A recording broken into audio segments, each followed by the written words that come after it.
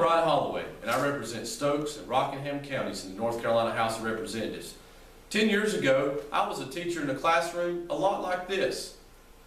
Now I've chaired the House Appropriations Committee and the House Education Committees. I know firsthand that teaching is a difficult profession, and no person goes into it for the money.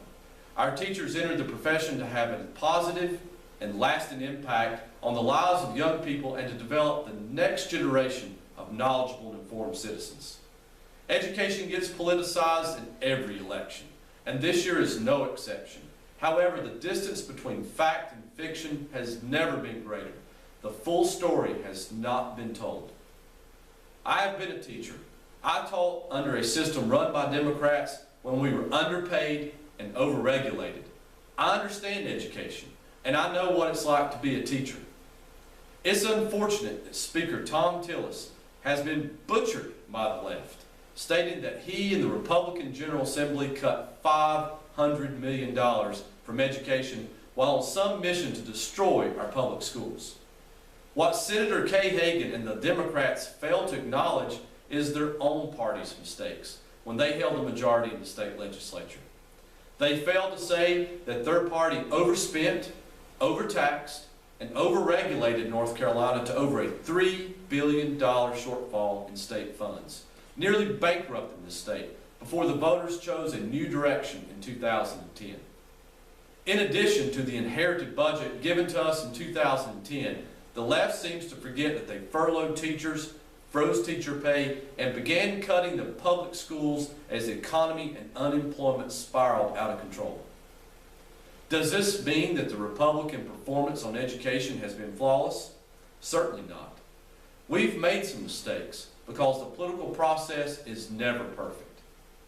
However, this Republican majority has increased public education spending by more than $1 billion in this current budget. This is true. In addition, we have given the largest average pay increase to teachers in nearly a decade. The left wants to claim that we're 51st in education spending and that our teachers are leaving the state. Simply not true.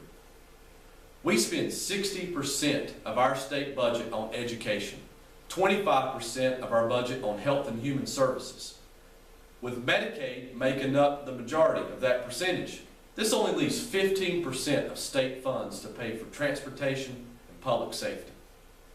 According to a nonpartisan county commissioner association, we spend a higher percentage of our budget on education than do most states.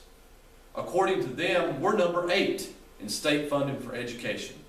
The left uses old data to paint a gloomier picture of things while failing to take into account our new higher teacher salary schedule. This most recent Republican legislative session has been a success. We increased spending on education. We cut taxes for all North Carolina families. We balanced our budget without borrowing money and lowered the unemployment rate while becoming the second fastest growing economy in the nation.